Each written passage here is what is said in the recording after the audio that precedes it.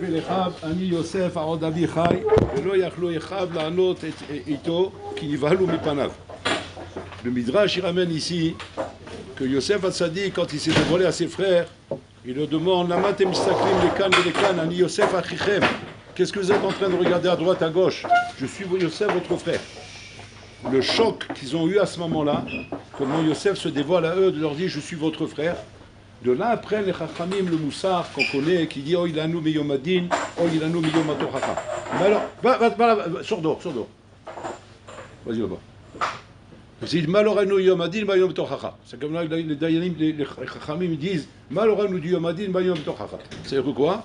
Que le yomadim yomatochacha sera pire qu'avec Yosef. Et qu'avec Yosef, Kaviachol, ils sont arrivés mamash à Pitom à prendre la tarte de leur vie. 22 ans, ils ont fait le jugement de Yosef. Ils ont associé à Kadosh Baruch Hu à ce jugement. C'est marqué là-bas qu'il en manquait un, il fallait un minyan de 10. Hachem l'a associé au jugement. Ils ont obligé Hachem, Kaviachol, à se soumettre au Cherem qui interdisait de dévoiler à Yaakov Avinu ce qui s'est passé avec Yosef. Et Bolam s'est associé au Cherem. Si Hachem s'est associé au Cherem, ça veut dire quoi? Que le jugement il est émet. Parce que Hachem ne va pas s'associer à un Cherem d'une bande de voyous, oui, qui se sont réunis là-bas à Barbès ou à je sais pas quoi, qu'ils ont décidé de faire la peau à un bonhomme, oui, un rabbin là-bas, lui couper la barbe, etc. Ils ont dit Hachem, tu es le dixième, donc tu fais un Cherem. Et d'abord casé. Tu plaisantes quoi? Si Hachem n'est pas d'accord avec le jugement, il vient d'avoir casé qu'Hachem va s'associer au Cherem. Si Hachem s'associe au Cherem, ça veut dire quoi? Que le jugement il est émet. Si le jugement il est émet, pourquoi ils ont peur de Yosef? Pourquoi Allah pourquoi dit le contraire? Tu dois être heureux. C'est toi Yosef. Au contraire, on doit être heureux. Pourquoi il tombe à la renverse? Quand c'est qu'un bonhomme en bataille, il tombe à la renverse d'un truc comme ça. C'est qu'il ne s'entendait pas à ça du tout. C'est-à-dire qu'il a été surpris, il a été choqué par la rencontre. Donc c'est-à-dire qu'il y a quelque chose qui travaillait dans la conscience. Et que la conscience, quand quelque chose travaille dans la conscience, ouais, inconsciemment, le jour où tu prends le choc, ça t'éclate. Quel est le problème qu'il y avait de leur conscience? Quel est le problème? Ils ont passé 22 ans. Ils ont passé 22 kippour. 22 kippour, Vadaï, qu'on fait fidouille, on fait hatati aviti. C'est sûr que ça devait passer dans l'esprit. Notre frère Yosef, tous les ans à kippour, un frère qui a fait une chose comme ça passe dans la tête. Vadaï. Non, on fait hajbon anefesh. On a quelque chose à se reprocher? Non. Pourquoi non? Hachem il est associé avec nous. Hachem s'est associé avec nous dans le dîme. Et on voit qu'Hachem, il a associé la preuve. C'est qu'il y a condamnement, c'est un avis, et il n'a pas de névoie. Donc il ne sait même pas ce qui se passe avec Yosef. Qu'est-ce qui fait que Yaakov n'a pas de névoie? C'est qu'Hachem respecte le Helem. Tant qu'Hachem respecte le Helem, ça veut dire quoi? Ça veut dire que c'est un mess qu'on a fait. Et tous les ans, il rentrait dans Kippour, et il sortait de Kippour. Ouais, il rentrait le Shalom, il sortait le Shalom, tranquille. Donc il n'y a pas à se reprocher quoi que ce soit. Qu'est-ce qui a fait ici qu'il y a eu un choc? D'où vient le choc? N'écoute Sheshkan Rabotai. Alors regardez bien. On dit que Oilanu miyomadin, Oilanu miyomatochacha, maloranu du yomadin, de la tochacha, comme ça on nous ramène ici, le Gaon devient, il pose la question, la phrase elle est à l'envers, on doit dire d'abord Oilanu miyomatochacha, par yomadin. Quand tu veux normalement, comment dire, tu veux punir quelqu'un, qu'est-ce que tu fais d'abord? D'abord tu fais le jugement, tu lui montres l'erreur qu'il a fait, tu fais le dit, tu fais le dit, tu fais l'assemblée, la tochacha d'abord. Regarde, je te reproche ça. Une fois qu'on a bien fermé que le reproche il est émet et qu'il ne peut rien dire, après le din, après il se prend le coup dans la tête. Mais jamais on fait le din avant la tochacha. C'est que je veux dire, allez, 20 ans de prison, va en prison.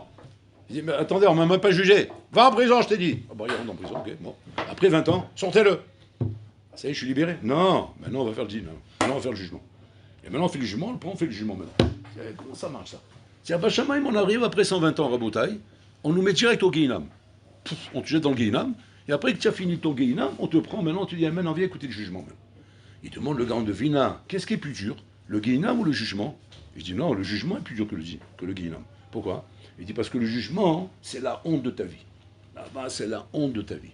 Mais c'est une honte qui n'est pas ressentie comme ici. Ici, quand on a honte, on a mal. Mais là-bas, là-bas c'est la mort, mais la mort catastrophique. C'est-à-dire que le Guéinam Kaviachol, il est doux par rapport à cette honte que tu vas voir au moment du jugement, qui est dans le Olam Emet.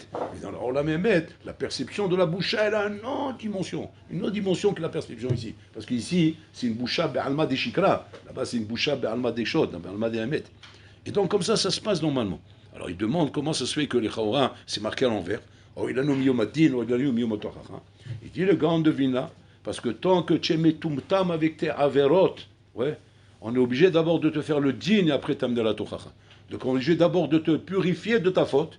Et une fois que tu seras purifié de ta faute, et tu sortiras de ton timtum, de ton abrutissement de ta avera, à ce moment-là, on pourra te faire écouter le din. Mais tu ne peux pas écouter le din tant que tu es metumtam. Parce que tant qu'il est metumtam, le bonhomme, il ne va même pas comprendre ce qu'on veut de lui. Il va dire, mais je ne comprends pas, qu'est-ce qu'on me reproche, qu'est-ce qu'on veut de moi. Comme un bonhomme, tu l'as attrapé, tu lui fais une tochacha. Très souvent, le bonhomme, tu dis, mais qu'est-ce que vous voulez de moi, qu'est-ce que j'ai fait, ma asiti, mazé. Il ne comprend pas parce qu'il est metumtam. Alors qu'est-ce qu'il faut faire? On lui met un din, et une fois qu'il a pris le din, il est tellement assommé par le din, que maintenant il est capable d'écouter la tochacha. Donc c'est pour ça qu'on commence d'abord par le din et après la tochacha. Kaviachol, c'est ce qu'il a fait, Yosef. Yosef, qu'est-ce qu'il a fait, Rabotai? Il a commencé à les rendre fous. Allez, venez, il les a épuisés, il les a tués, Rabotai, avec ses voyages d'aller-retour, avec le père qui est en train de rentrer Belahas par rapport à ce qui s'est passé. Puis Tom, l'histoire de Yosef, elle est revenue, et on s'est rappelé de tout ça, et tout ce Lahas, Rabotai, pour les amener à être Mekabel la Tochacha. C'est-à-dire que maintenant, ils peuvent écouter la Tochacha, qu'ils ne pouvaient pas écouter jusqu'à maintenant. Jusqu'à maintenant, ils ne pouvaient pas l'écouter, parce qu'ils étaient Meshouhad. Bon, alors, on l'a mis l'associé dans le din. Hachem lui-même a respecté le Herem. Il y a preuve, c'est que Yaakov ne sait pas le din. Donc ça veut dire que tout est parfait. C'est du coup humain. Qu'est-ce qu'on peut se reprocher, Birla, du moment où bon, alors là, ils s'associent avec nous? Et puis Tom, Yosef Hatzadik, il vient leur ouvrir un angle auquel ils n'ont pas pensé. Un angle auquel ils n'ont pas pensé, Ramibi. C'est quoi l'angle de la bataille? C'est pas chose, c'est l'angle de la kina, la mida qu'il y avait ici. Il y avait une mida de kina, de jalousie. La mida de jalousie qui était enfouie, Rabotai, sous les balatotes, sous le carrelage, que même ne ressentait pas, mais que la Torah nous dévoile que les frères de Yosef avaient de la jalousie envers leurs frères. Mais cette jalousie ne les a pas empêchés, Rabotai, de faire un din émet, qu'il est un din d'Orodef. Il y a un din d'Orodef, il est Chayamita. Ce din, il est émet, Rabotai. Mais ce din émet, Rabotai, qui nous montre combien, malgré qu'a priori, on a une mida, on peut arriver à peut-être un din émet. Alors qu'on a la mida. C'est-à-dire qu'à des niveaux comme ça, c'est-à-dire qu'on est capable d'être mitkaven, les émet, malgré qu'on a une mida au fond de nous. Et que les chaora, il se trouve que le din est les émet. Maintenant, quelle est l'erreur qu'on va faire? L'erreur qu'on va faire, c'est la suivante. Si maintenant j'ai raison, donc ma mida, automatiquement, elle ne me dérange pas. Si j'ai raison, donc ma mida ne me dérange pas. Pourquoi on veut m'arrêter sur ma mida? Quel savoir? Lui, quand c'est quoi? Que j'étais mitkavel, le émettre en bataille. Maintenant, c'est le chidouche qu'on vient nous apprendre ici. Même si tu as raison, même si le din que tu as tranché, il est émettre, et la preuve, c'est que bon, Olam, il était avec vous, donc Hachem témoigne par son comportement que c'est émettre ce que vous avez fait. Mais ça vient pas, Chaz Shalom, couvrir la mida de Kina qu'il y avait ici. C'est-à-dire que sans la mida de Kina, Chaz Shalom, vous ne seriez pas arrivé à ça.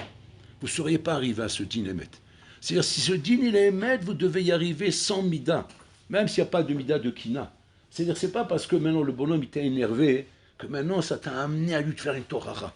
Mais cette torara, si elle est justifiée, même sans t'énerver, tu dois lui faire cette torara. Si elle est justifiée, puisqu'il y a une misa d'oraita, ochia tamitera. Maintenant, il s'est trouvé que la torara, je l'ai fait que parce qu'il m'a énervé. Tu auras des comptes à rendre sur ça. Mais c'est même ce que j'ai fait. La torara, elle est nechona. Oui, la faute qu'elle est nechona. Parce que si elle n'était pas nechona, alors la faute, elle est double dans ce cas-là. Mais malgré tout, puisqu'il a fallu, pour te pousser à faire la chose, Chaz Shalom, une midara ici, qui est la kina, tu vas rendre des comptes sur ça. Et c'est ce que Yosef, il leur montre ici. Yosef, il leur dit, regardez bien. À cause de votre kina, vous n'avez pas accepté les halomot, vous n'avez pas accepté mon statut, vous n'avez pas accepté ma proximité avec Yaakov Avinu. Les maasé, maintenant, c'est ce que vous voyez avec vos yeux. Vous prosternez devant moi.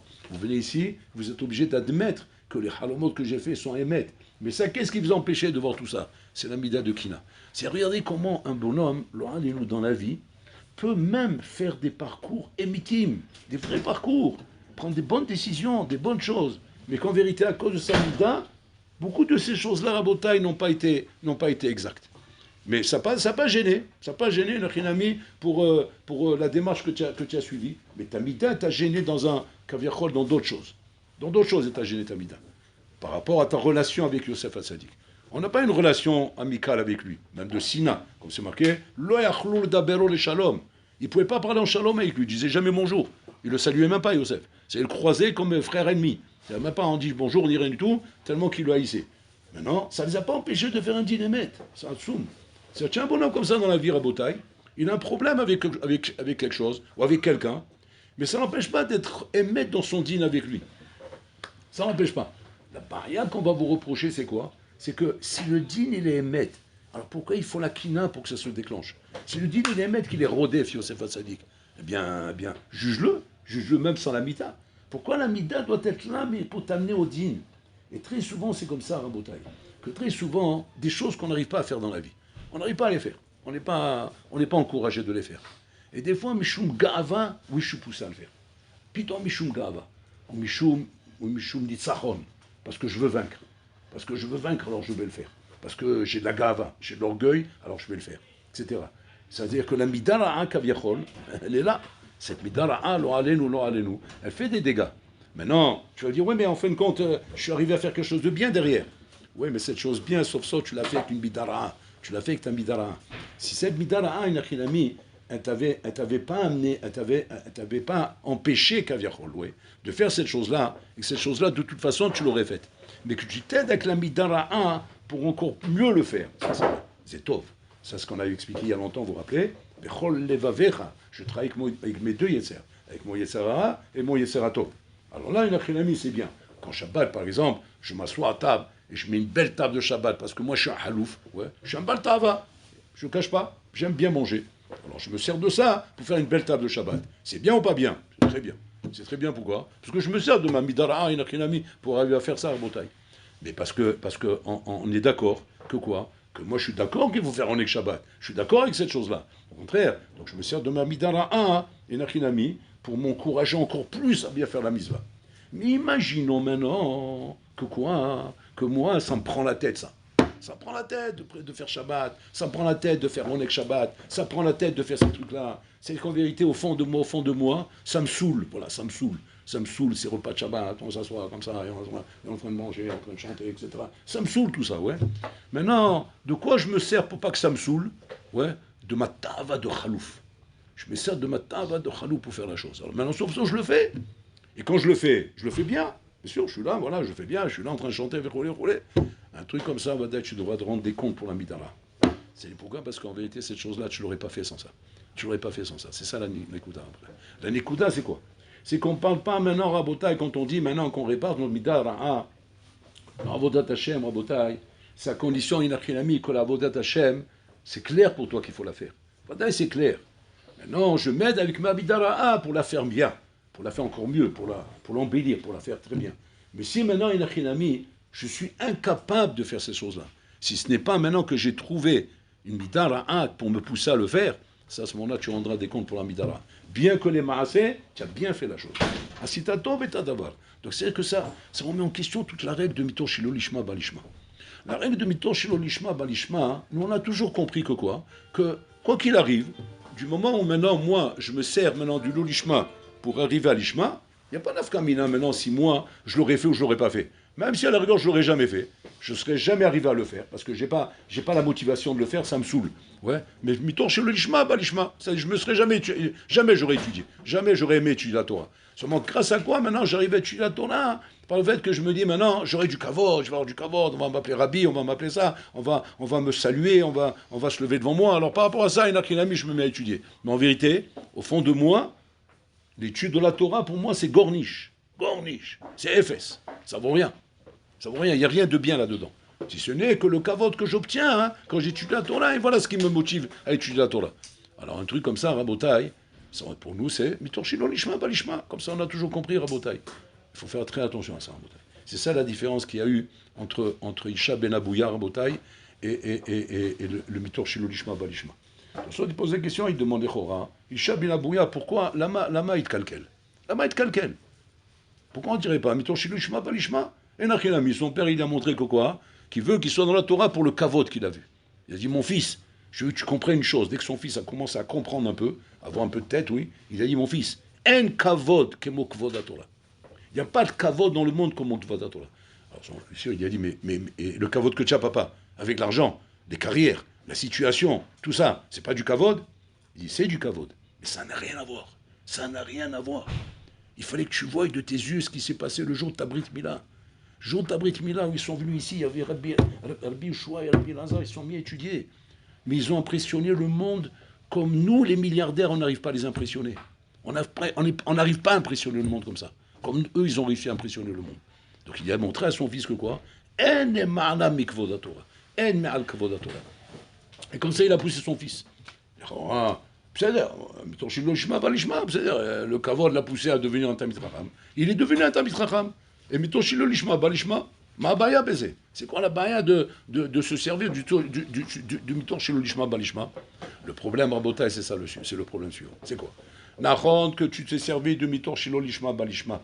Aval ici, Habibi, il y avait quelque chose qui s'est mélangé. Quelque chose qui s'est mélangé dans ton lolishma.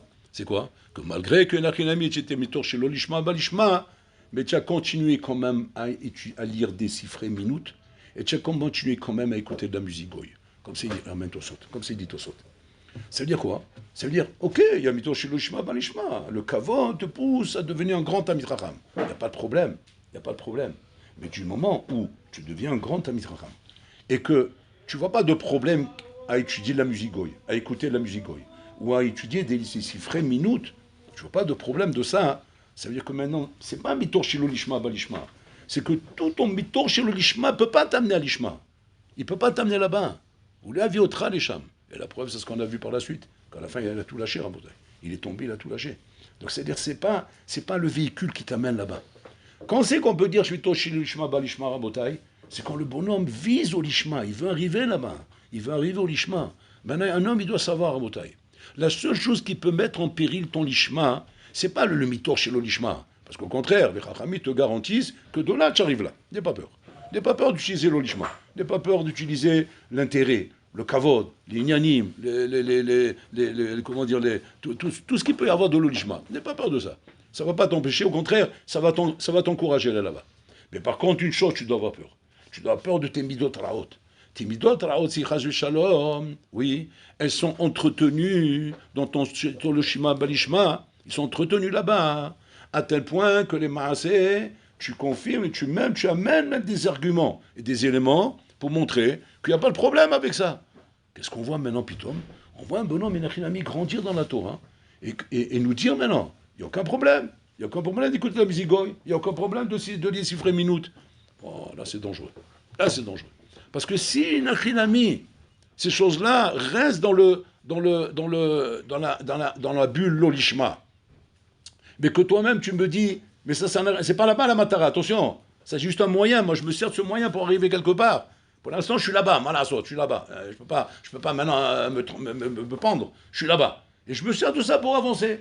Mais attention, que ce soit clair, tout ça, c'est gorniche, c'est FS, c'est nul, ça vaut rien. C'est l'onachon à d'abord. Ah, si tu parles comme ça, c'est différent. Parce qu'on voit, Inachinami, que tu invalides ces choses-là, tu disqualifies ces choses-là. Ah, tu dis, oui, mais tu t'en sers. C'est pas ça, c'est pas grave. Si je me sers Inachinami de ça comme un marteau pour monter des clous, ça me dérange pas. Pourquoi? Je m'en sers, mais je disqualifie. Mais si maintenant tu t'en sers, mais tu disqualifies pas, hein, chez Mishmon, là c'est grave. Là, ce qui s'est passé avec les frères de Yosef. Les frères de Yosef à Bretagne, la Kina les a poussés à faire ce jugement, qui a condamné Yosef. Et en fin de compte, ce qu'il arrive à Yosef, c'est ce qu'il méritait. Comme ça, le jugement était clair. Et Hachem était d'accord avec le jugement. C'est vous étiez aimé dans votre jugement. Et la Kinami, mais la baya c'est quoi? C'est qu'à aucun moment vous avez disqualifié cette Kina. À aucun moment le Heshbon, en effet, je vous ai amené à dire, mais cette Kina, elle n'était pas bonne. Pourquoi il a fallu, pourquoi cette chose-là, et la Kinami, on n'invalide pas? Pourquoi on la disqualifie? Pourquoi on n'est pas posé la Kina Azot? Non.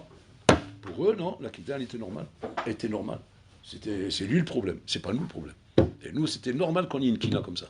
Si Razé Shalom, cette Kina, elle est restée chez vous, comme si qu'elle était une Ashkafat Raïm, comme si c'est quelque chose qu'on n'a pas disqualifié. À ce moment-là, quand Yosef se présente à eux, c'est là le Zben qu'ils prennent. Donc le Zben qu'ils prennent, c'est quoi? C'est comment tu as maintenu une Midara alors que tu aurais dû l'invalider.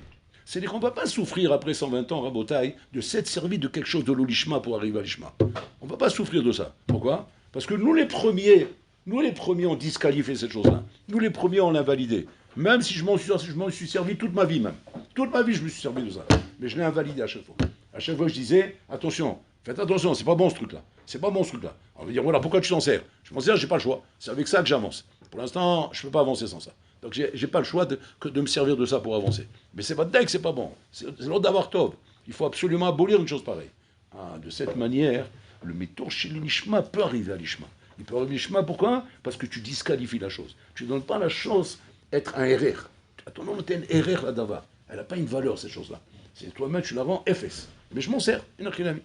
Mais si maintenant, Hazul Shalom, tu avances avec ça, et tu vas mito chez l'ishma, balishma, mais à aucun moment tu invalides la chose. À aucun moment tu enlèves le RR de la chose. Et au contraire, quand on parle avec toi de ça, qu'est-ce que tu dis? Non, c'est RR. C'est un RR Elion. C'est une qualité, c'est quelque chose de bien. Au contraire, c'est bien d'avoir ces choses-là. C'est Tov Meod. Ah, c'est-à-dire que la chose en vérité, tu l'invalides pas, tu la disqualifies pas. Chez Mishmor, dans ce cas-là, même si a priori tu crois que tu es arrivé à l'Ishma, tu n'es pas arrivé à l'Ishma. Tu n'es pas arrivé à la Matara. Pourquoi? Parce que si tu étais réellement arrivé à la Matara du l'Ishma Vadaï qu'il aurait dû être possédé cette chose-là. Vadaï qu'il aurait été possédé, Vadaï qu'il aurait, comment dire, disqualifié cette chose-là. Et ce RR, il aurait perdu tout son RR.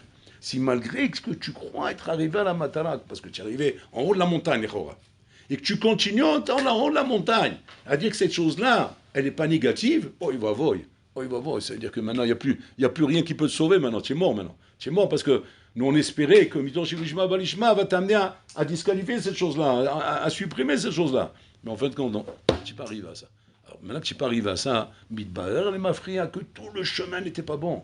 Quand la der loyato, c'est ça le sben qui sont précurseurs. Ils se sont rendus compte que pendant 2 ans, 22 ans, tout le manach n'était pas bon. Et pourquoi? Parce qu'on n'est pas arrivé à disqualifier cette midara. La midara qu'on avait devant nous à Boutaï, qui était la chose qui nous a maintenant accompagné tout le chemin, mais qu'à aucun moment on n'était poussé. Chez nous qui nous a